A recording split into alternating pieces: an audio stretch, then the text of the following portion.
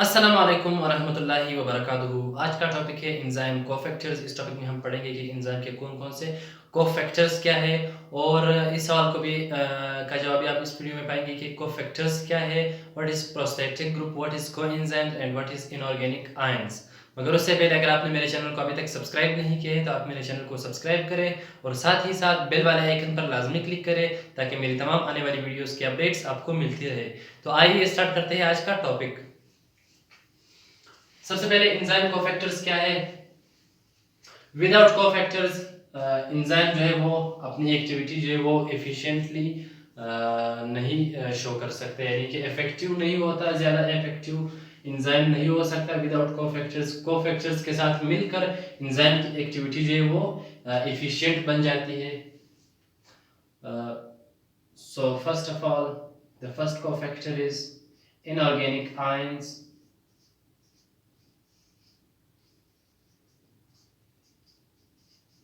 या फिर इसको एक्टिवेटर्स भी कहते हैं।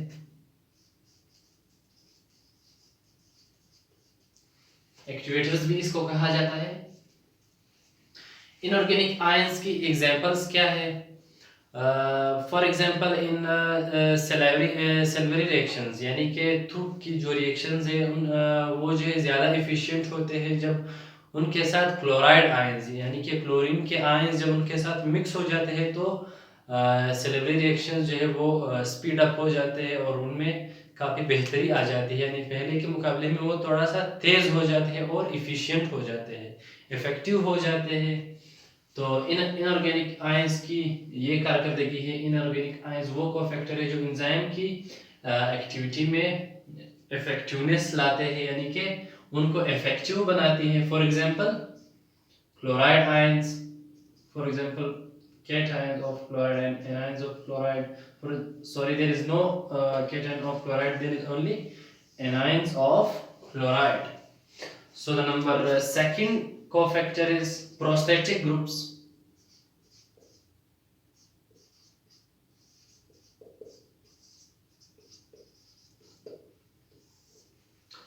Those groups which are the organic molecules and make effective enzymes activity, यानी वो organic molecules जो enzyme की activity को effective बनाते हैं। For example फ्लेविनेमाइन, न्यूक्लियोटाइड और हीम के जो मॉलिक्यूल है जो कि इनऑर्गेनिक मॉलिक्यूल है वो एक प्रोस्थेटिक ग्रुप है। वो एक प्रोस्थेटिक ग्रुप का काम करता है और एंजाइम की एक्टिविटी को इफेक्टिव बनाता है। For example haem,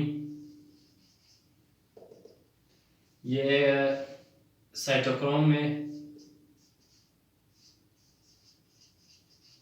oxygen carrier का काम करती है और हीमोग्लोबिन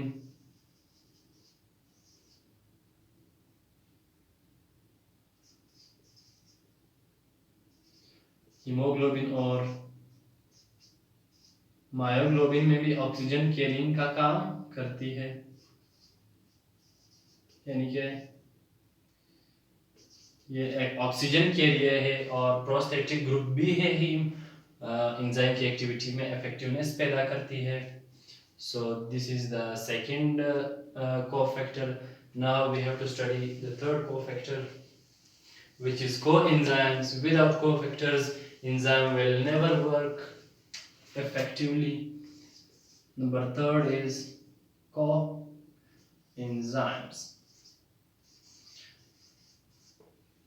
हमने पहले भी पढ़ा था कि the non protein part of enzyme is called coenzyme, यानी कि जो गैर प्रोटीन हिस्सा है, यानी कि जो प्रोटीन हिस्सा नहीं है एंजाइम का, उस हिस्से को कोएंजाइम्स कहते हैं।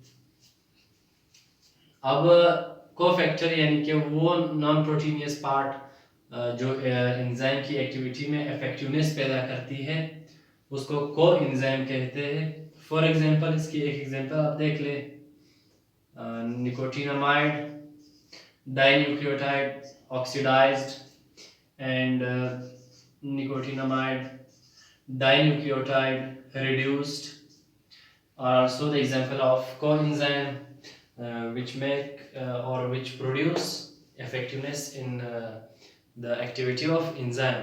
तो यहाँ पर हमारा आज का वीडियो ख़त्म होता है। आई होप कि आप लोगों को पसंद आया हो। अगर आपको मेरी ये वीडियो पसंद आई हो तो आप इसको अपने दोस्तों के साथ शेयर करें और मेरे चैनल को लाजमी सब्सक्राइब करें। Thank you.